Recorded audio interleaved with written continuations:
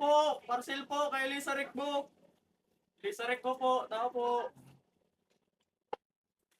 Tao po, parcel po kay Lisa Recbo. Kay Lisa Recbo. Lisa Recbo po. Recbo po. Ano yan, Noy? Parcel po kay Lisa Recbo. Ano naman yan, Noy? Parcel po, madam, kay Lisa Recbo. Panggura, ano na naman yan? 500 po, madam. Sa'yo na naman daw ako kayo makuha ang kwarta. Daw ka muna daw, tamawa akong kwarta. Sige po. Lukaw ka muna. Ano naman? Sa'yo na naman ako makuha ang pambayad ka yan. Bastuson si Elisa.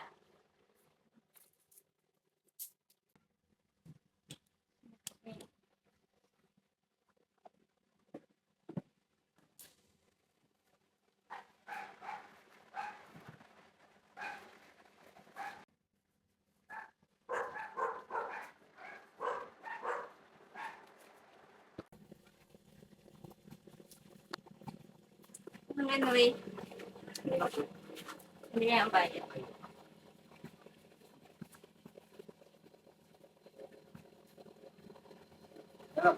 Salamat po.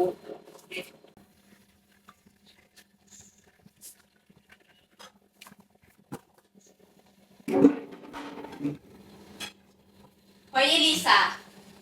Saan ka na naman hali? Sila sa may luwas.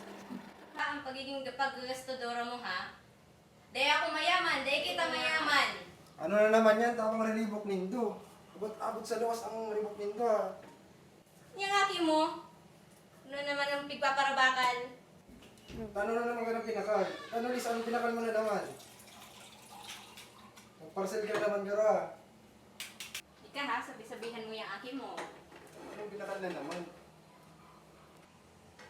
Ano Lisa, ano naman yung pinakal mo? Ha? Pang-school project lang po yan pa.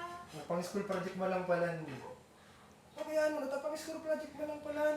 Siguro naman na pang-eskwela yan, ta. Situgang niya, sige trabaho. Ayun na nga ano ka man nagpo-provide? Yun na yung kaya. Uma na.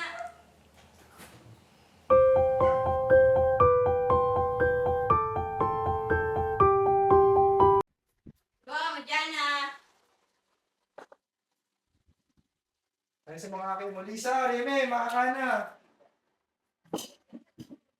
Kakain na, gising na. Lisa, mata na. Makakana kita. Udto na. Yaong ka pa ng gadyan. Lisa, magluwas ka na dyan. Makakana, pinamaharap ng pagkakan. Salamat po sa pagkain nito at sa araw-araw kaya. Ano rin, kamusta sa trabaho? Okay lang po, Itay. Medyo stress lang. Ayos lang. Ikaw naman, kamusta pag-aaral mo? Baka puro pag-ala. Lisa, nakapot ka ni mama mo. Magsimbag ka daw. Ay, ako kayo. Ay, malaki na naman ang bawas sa sahod ko. Paano na ang pamilya ko nito?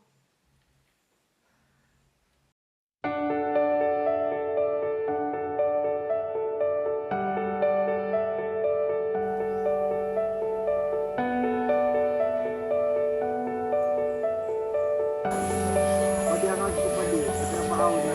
Tranquilo na kami. Ito na pala na aki ko.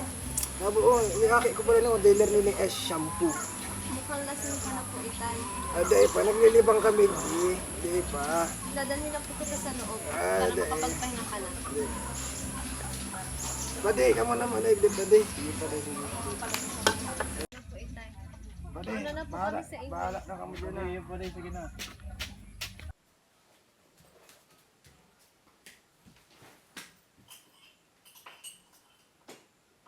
Ganyan pala ang ginagawa niyo sa perang binibigay ko sa inyo. Nagpapakahirap ako magtrabaho tapos yan ang isusukli niyo? Ano yan? Ikaw, Nay, winalagas mo rin ba ang perang binibigay ko sa inyo? Ate, tama na yan! Isa ka pa! Akala mo hindi ko alam yung ginagawa mo? Ano bang pinagsasabi mo? Nasa yun na nga atensyon ni Mama. Palibasa kasi sarili mo lang ang iniisip mo. Ano ka mo? Teka mo nag-arusurog sa Ito daw ka mo, nakakasupog sa kataraid. Nahingawan na lang ko kang resbook nindo. Ano na tayo? Di plani doon na lang ako kape.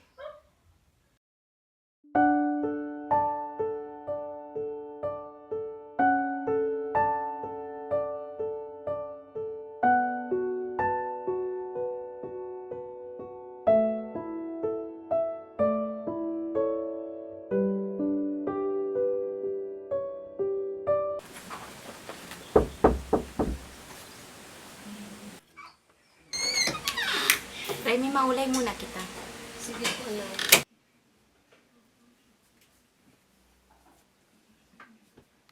Pasensya na po, Nay, kung nakurahawan ko kamo sa bago. Gibo lang po ng stress. Tsaka kadakol ako ngunyang iniisip. Ano ba di ba para isip mo yan? Aram po kayan sa trabaho. Dakulaw na naman ang kaltas ko. Si Elisa, mabayad sa eskwelahan. Si tatay, may maintenance. Tapos sa harong, kadakol kitang gastusan. Sa intayan ko puro anon. Pero mo, Remy, iyang sa harong, magigibuhan mo yan para ani papa mo.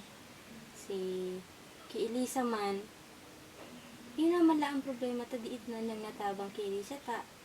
Madali naman baga magtapos.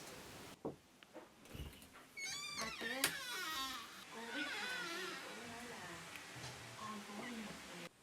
Elisa, pagtuko ko muna. Para maliwanagan man si ate mo. Iyo po.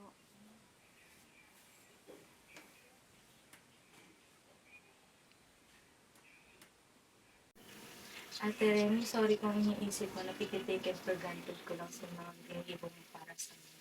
Pero I promise you po na once na makatapos po ako sa pag-aral sa tabang ko po. Kasi dakulaon po si utang na loob ko sa inyo. Kundi di dahil po sa inyo, di po ako makakatapos sa pag-aaral. Pasensya na, Elisa. Pasensya na po, Nay, kung araw ka to ang inisip ko sa Indo.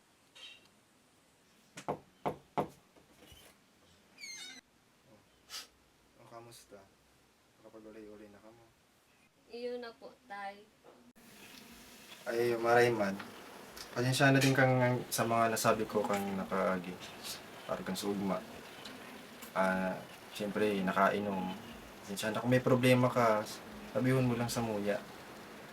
Pasensyahan mo na si ina mo sa kasi bunso mo, pati na din ako. Padangat may manika. Yan lang ang tandaan mo. Kung may problema ka, di mo suluhan niya lang kami. Pasensya na din kung minsan binibisyo ko ang mga padara mo. Siyempre, libangan ng mambaya at gurang naman si ama mo. Saka, parang kung anggot ka, siyempre nagbi-maintenance ako. Pasensya na, nini ko.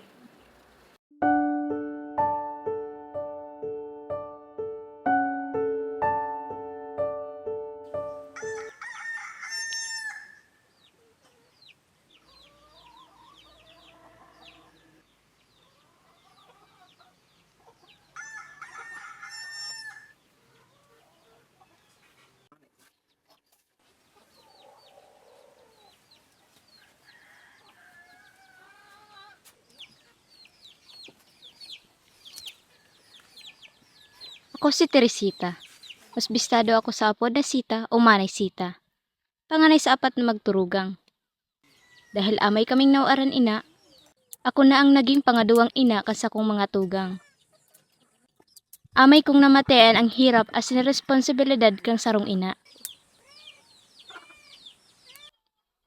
Bilang sarong panganay, umatoa. Kaipuhan kong maging makusog. Asin magkaigwaning sa diring diskarte, asin dunong para makaeskwela maski kulang ang samong kwarta.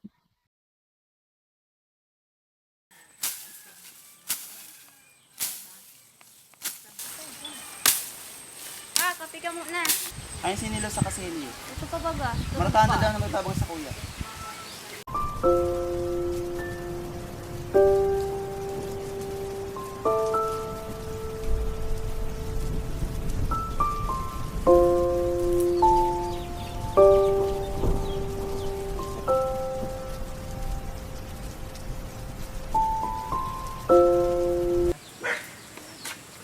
Wali po, merenda lang muna po kamo.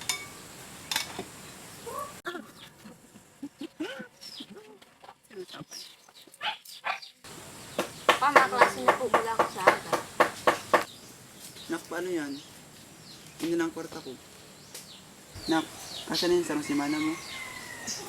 Kaso nila pa, pagkakasyahon ko na lang. Tego ako rigding natada na itagong kwarta. Idagdag mo na ni Jan.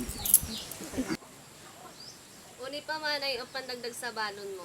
Salamat. Dai ko malilingawan ang pagtatrabangan mi para makaangat sa buhay. Salamat sa inyo. Saka ang pagiging maugma, maski nahihidapan.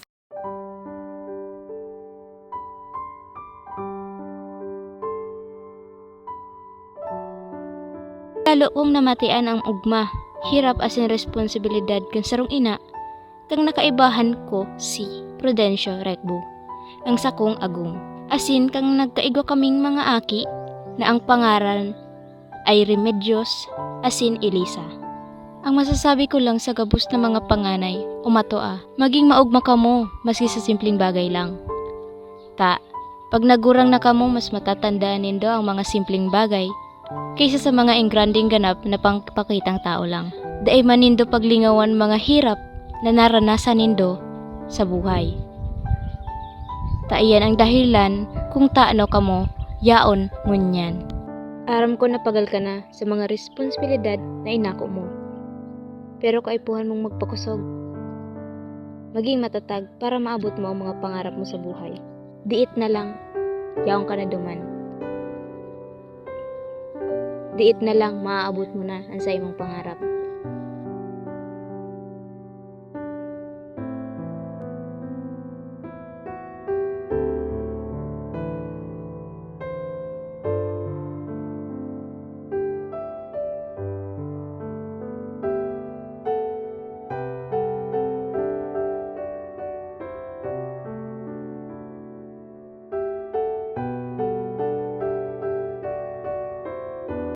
Pamilyang Redboots is now signing off. Thank you for watching! Ikaw, Nay, minalagas mo rin ba ang perang binibigay ko sa inyo? Ate, tama na yan! Isa ka pa! Ate, tama na yan! Isa ka pa!